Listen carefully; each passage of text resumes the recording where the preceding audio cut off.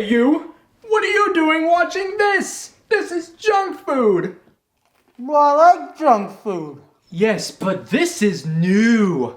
Don't you realize that the old stuff is always better? I kinda like new. Well, you're simply wrong!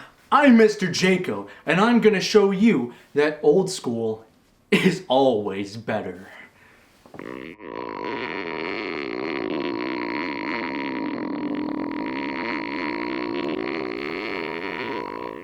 No!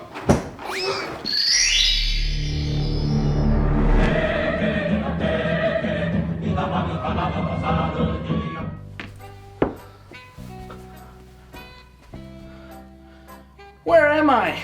Well, you're in the land of the old school, where all things retro come to dwell after they become irrelevant. Whoa! What archaic and foreign technologies do you house here? Ecto-cooler! What in the Godzilla is that? Here, try it.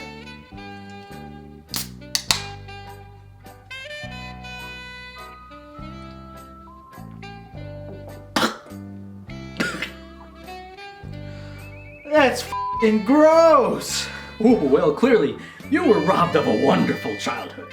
They never sold this when I was a kid. Well, aren't you just a pathetic waste of space? Okay, look, why did you bring me here? Well, I couldn't help but notice that you were enjoying the new Godzilla Vs Kong movie. Well, yeah, of course. Well, thanks to the entire world's endless hype for the new movie, I've wound up stuck here in the land of the old school. What do you mean? Nobody cares about the original King Kong vs. Godzilla anymore, and so it's faded out of the sphere of modern popularity. Well, yeah, no one wants to watch an old movie.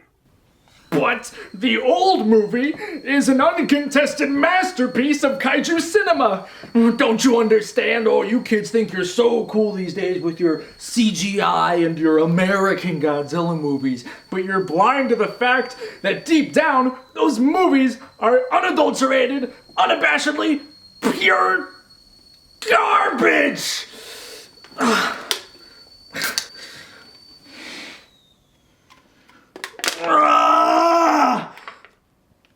Alright. I'm gonna show you why King Kong vs. Godzilla is the greatest kaiju film of all time! Banzai! This is just my living room. Not just your living room, but it's your living room from years ago! It looks exactly the same. Oh, not quite. Just like so many other things, this is retro. Go ahead, pick a movie to watch. Okay.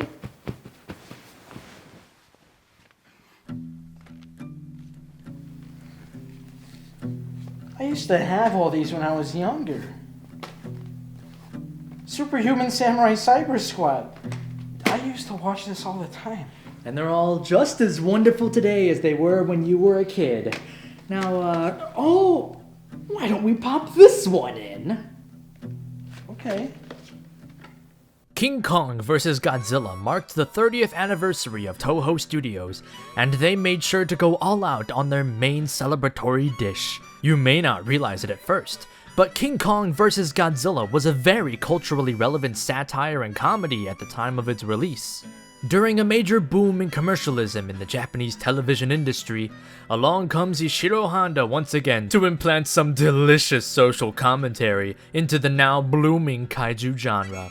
The film centers around a scheme devised by the head of the Pacific Pharmaceuticals company, Mr. Tako. That's me!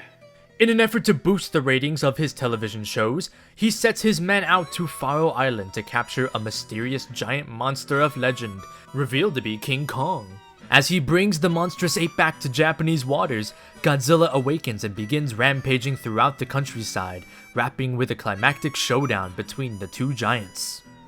That's the simple version, but allow me to show you what it's like in between the lines. The entire film is a satire and critique on the effects of capitalism on the entertainment industry. When a pharmaceutical company of all things is so concerned about the ratings of their television programs, They resort to bringing a giant ape to Japanese shores. Of course, Kong awakens and begins rampaging in Japan, just as Godzilla is doing the same. Throughout the film, characters continually speak about the two monsters as if they're watching some professional wrestling match, with the destruction of cities almost feeling like an afterthought. In fact, the potential idea of Kong and Godzilla meeting only fuels Mr. Taco's ratings chase craze even more, coming up with ad campaigns on the fly for more financial gain. Now, there's no grand call to action in the film, but the commentary it presents here is very indicative of the time, and in many ways is still massively relevant today. Isn't it wonderful?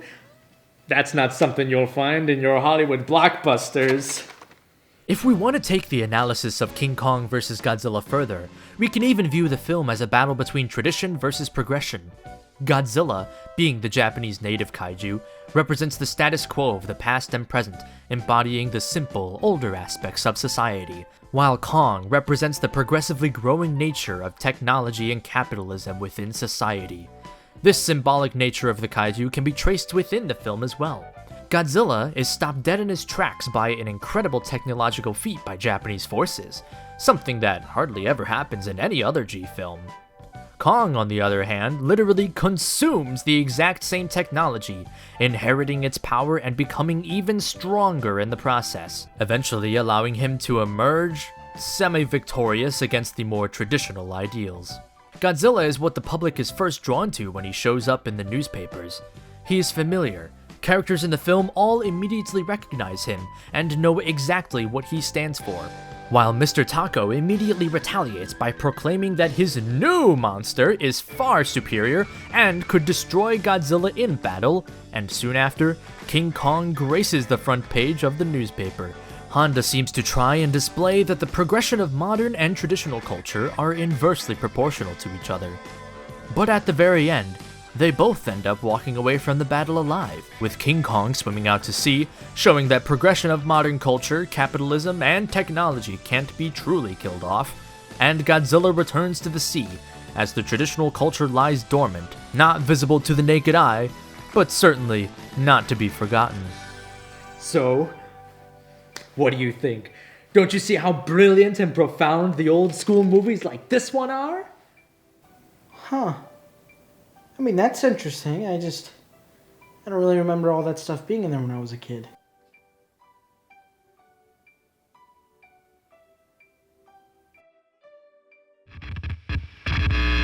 No. We don't need to do that. Ooh, why don't I tell you all the other wonderful things about this movie? What about the fact that this is just downright a really entertaining movie on all fronts?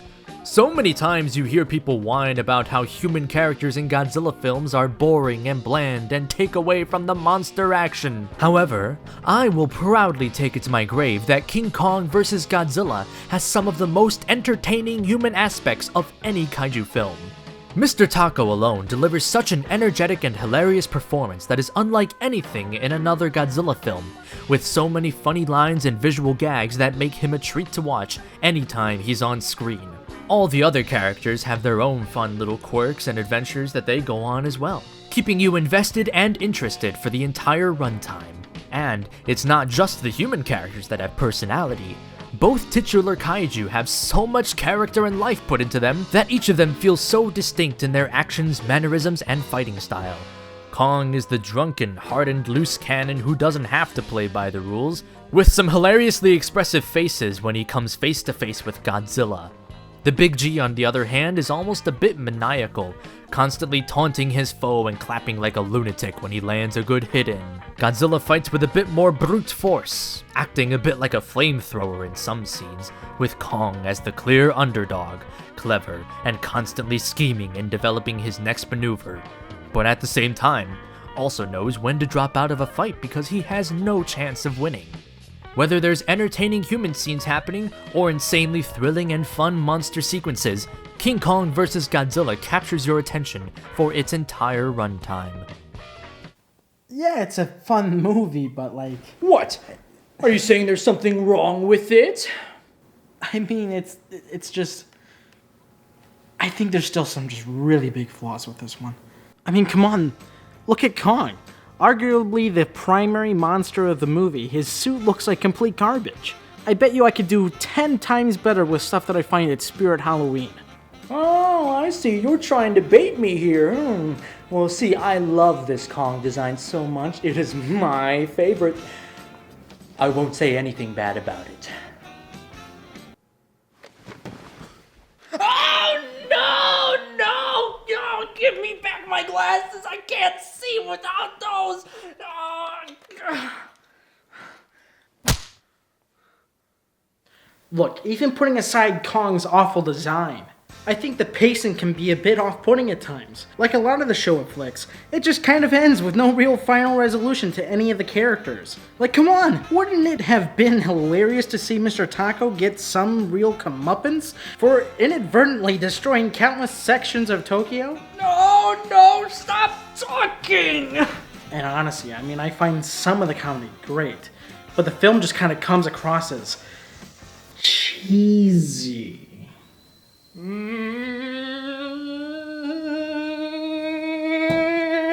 more! I am sick of this slander! I don't hate the movie, but forcing myself to wear nostalgia goggles isn't going to be helping anything. No! I won't let you go back to worshipping the Monsterverse anymore!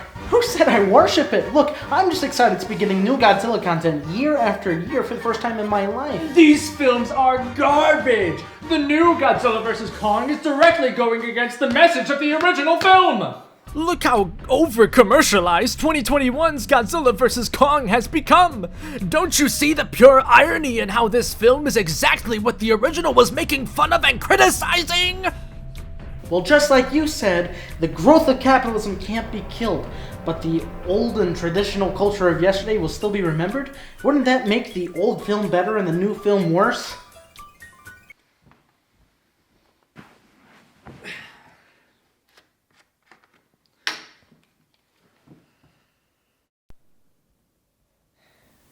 Boring. What else is on?